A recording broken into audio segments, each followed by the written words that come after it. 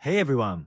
If you watched last month's video, you might remember the little incident we had. There was a lingering suspicion that Ren had actually forgotten who his dad was. If you're curious about what happened, please check out the May video, volume 18. Because of that, I was a bit nervous coming into this month too. But this time, right before we walked into the restaurant, Ren looked up at me and gave me a big sweet smile. He remembered me. What a relief. But just so you know, he still hasn't called me daddy yet. We talked a lot after that, and I could really feel how much his vocabulary has grown.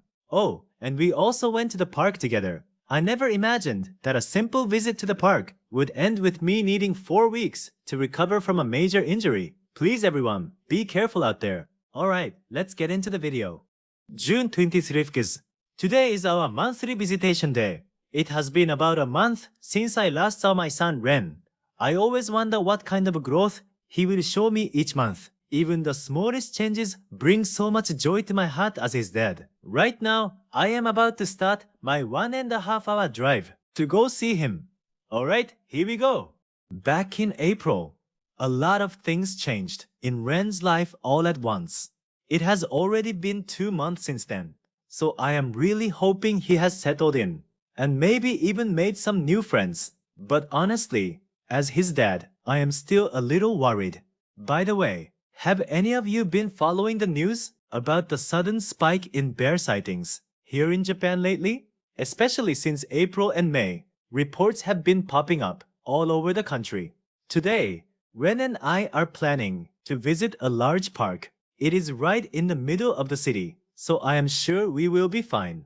But whenever you are spending time outdoors, there is always some level of risk with wild animals. Please everyone, stay aware of your surroundings and stay safe out there. Oh, and on a side note, June is the season for elementary school sports days here in Japan. On my way here, I actually drove past a few schools and could see the kids out there competing.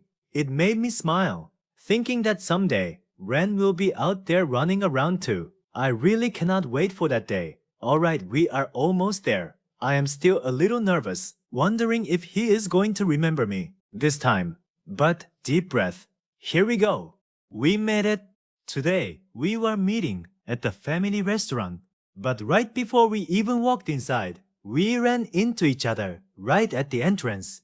And this time, Ren was actually the one who looked up and smiled first. What a relief. Last month, his chin was pushed forward, and he only gave me that stiff, polite smile.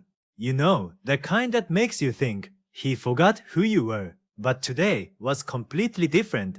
He just smiled naturally and walked right over to me. He definitely remembered me. I cannot tell you how happy I felt. Well, he still has not called me daddy yet, but I know that will come in time. The three of us, Ren, his mom, and I, headed inside the restaurant together. Once we were all seated, I looked at Ren and asked, "Hey Ren, how have you been?" He did not answer with words. Instead, he raised one hand up above his head like he was shielding his eyes from the bright sun. It was kind of like a salute, or maybe like a character from an old anime. Just a little kid saying, "I am doing great," in his own special way. I went back and watched the video later that night, and sure enough, right after I asked, "How have you been?" there was that exact sun shield pose. That was his answer. That was Ren's way of saying, "I am doing just fine, Dad." I heard you, Ren, loud and clear. Oh, and a little while after we sat down, I noticed what Ren was wearing today. A white Anpanman t-shirt. Now, for those of you listening, outside of Japan, you might be wondering, what on earth is Anpanman? To the rest of the world, Anpanman might look like a strange superhero with a round bread roll for a head. And honestly, that is exactly what he is. But here in Japan, Anpanman is not just a cartoon character. He is practically a rite of passage for every single toddler. The name comes from Anpan, which is a traditional Japanese sweet roll filled with red bean paste. Actually, there is a deeply moving and painful story behind why this character was created. The creator, Takashi Yanase, lived through the devastation of World War II. He experienced severe desperate hunger during the war and lost those who meant the world to him.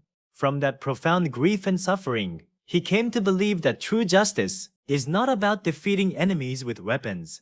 It is simply about helping someone who is starving. It is about giving a piece of yourself to someone in need. That painful wartime experience became the absolute foundation of the entire story. That is why, whenever someone is in trouble, Anpanman literally tears off a piece of his own face, which is made of sweet bread, and gives it to them to eat. It is a story deeply rooted in pure kindness and self-sacrifice. I think that is why Anpanman resonates so deeply with children and parents alike, even today. Personally, I really hope Ren grows up with that same kind of spirit, always willing to lend a helping hand to someone in need. If you are interested in learning more about the story behind the creator, I have left a link to the official Takashi Yanase Memorial Museum in the description below, so please feel free to check it out. And yes, children in Japan absolutely worship this guy. Ren is definitely no exception. So after checking out his t-shirt, we ordered lunch using the tablet at our table. These days, almost every family restaurant in Japan uses these digital ordering systems. Ren was completely fascinated by the screen, and he helped me tap the buttons to place our order together. You know, something as simple as ordering food with your child. It might seem like a trivial thing to most people, but for me as his dad, it was one of those ordinary beautiful moments that I will treasure forever. As we were finishing up our meal, Ren was eating some ice cream, but partway through, he dropped it right onto his shirt. And the word he said in that moment was, Bicha-bicha. Bicha-bicha. Now for those of you outside Japan, Bicha-bicha is a Japanese onomatopoeia.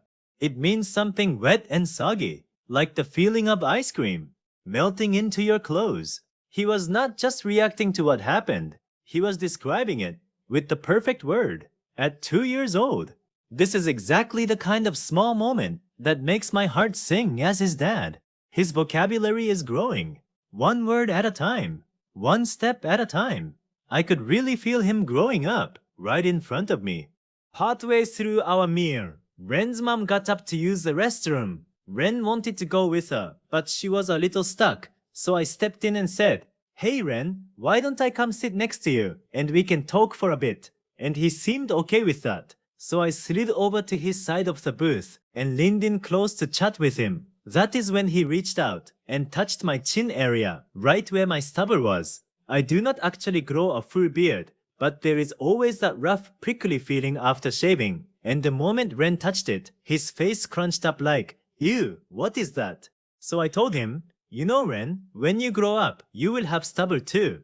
Clearly way too advanced a concept for a 2-year-old. He just kept making that "I don't like it" face the entire time. But here is the thing. By the time his mom came back from the restroom, Ren had not asked about her once, not even once. Which means, in his own way, he was genuinely enjoying our little conversation. These small, ordinary moments between a parent and child, they matter more than people realize. That is what I felt in that moment.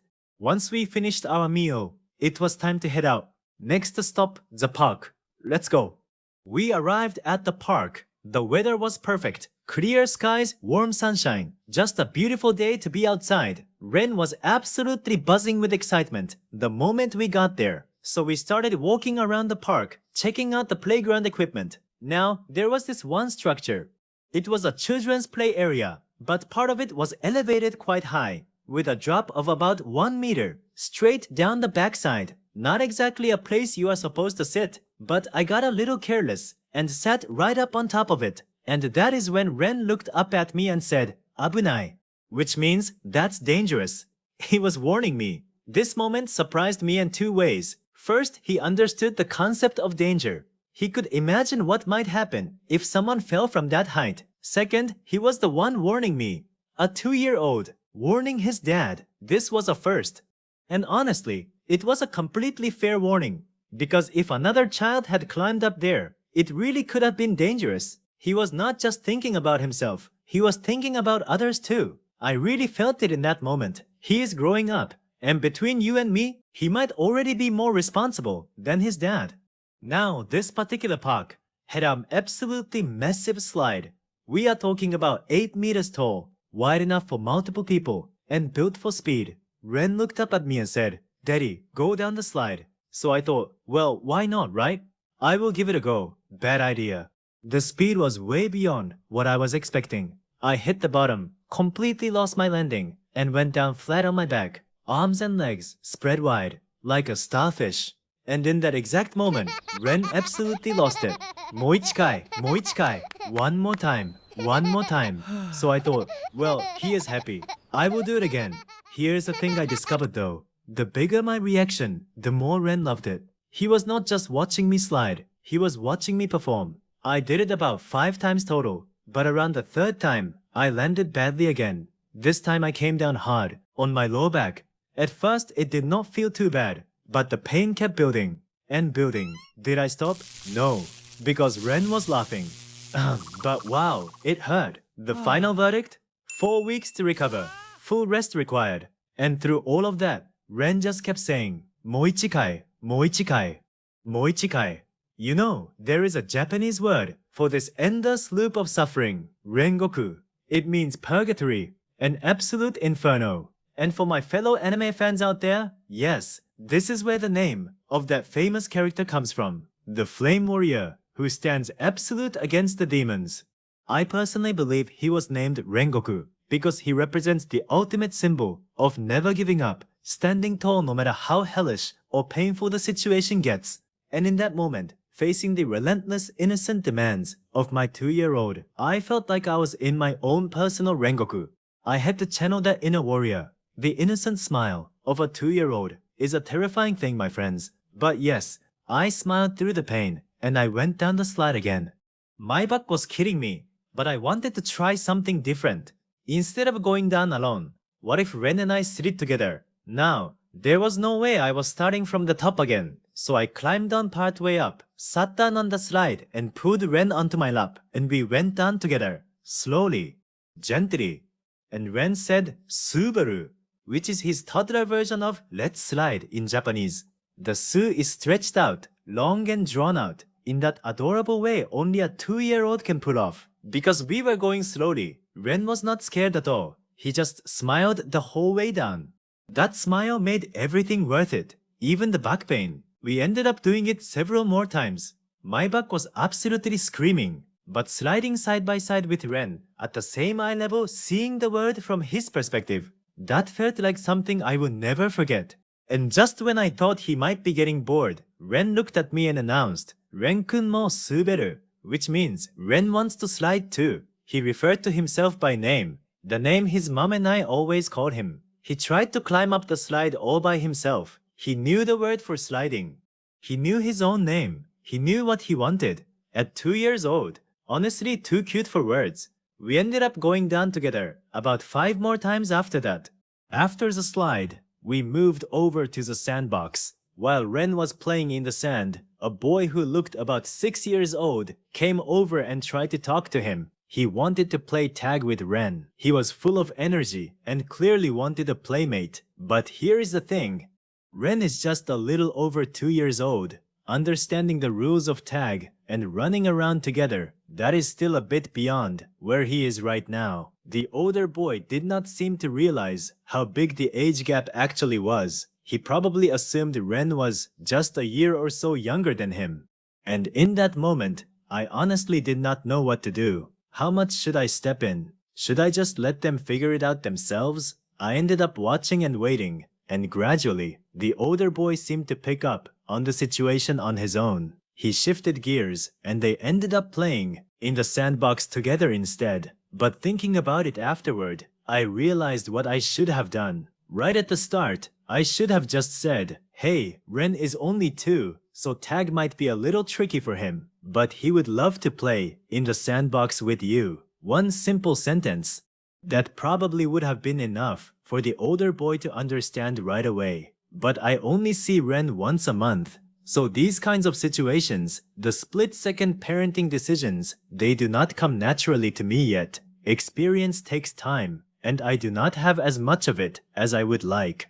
That is something I felt very clearly in that moment. There was a train-shaped play structure in the park.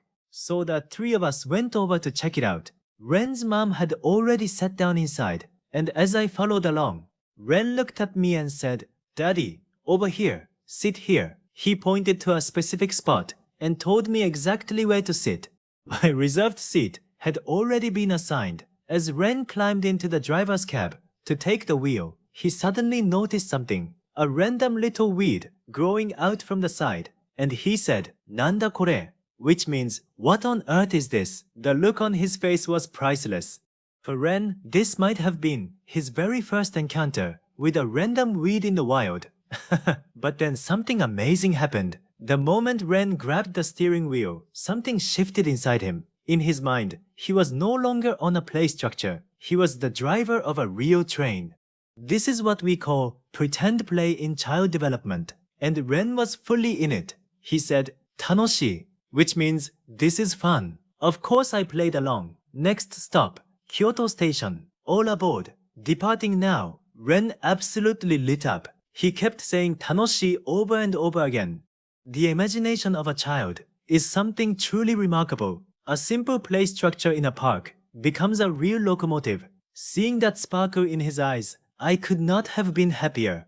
Our time at the park was coming to an end. I picked Ren up in my arms and held him close, and I said, "Ren, today was so much fun, wasn't it? There are some dangerous spots in the park, so make sure you always play carefully, okay?" He gave me a little smile. Today was tough on my back. There is no question about that. But getting to spend that time with Ren, running around, sliding, pretending to drive trains, it was genuinely one of the best days. I am already thinking about next month. Maybe we come back to the park? Maybe we hit the slide again. Well, the slide will have to wait until my back is fully healed. We walked together to the parking lot. With each step, today's visit was coming to a close. Ren got into his mom's car. "Ren, bye-bye. See you." I waved. The car slowly pulled away. I watched until it disappeared completely from sight. And then there I was, all by myself, in a very quiet parking lot. That is all for this month's report. Ren, you grew a little more than you were last month. The moment we reunited, you were the one who smiled first. Knowing that you had not forgotten me, that alone made the entire trip worth it. You dropped your ice cream and described it perfectly with one word. You became the driver of a real train. In your own imagination, you warned your dad when he sat somewhere dangerous, and you turned your dad into your personal stunt performer on that slide. Turns out you are a big fan of dramatic reactions. Every single moment today was absolutely adorable. Although, my back did take 4 full weeks to recover from that slide. Just so you know. Ren, thank you for today. My friends, how has your month been? Whatever you are going through, please take care of your health. Because here is the thing. A child's smile has this strange power to make all the hard stuff just disappear. In my case, my back was in rough shape for a while. I could not even run for a full week after that slide. But honestly,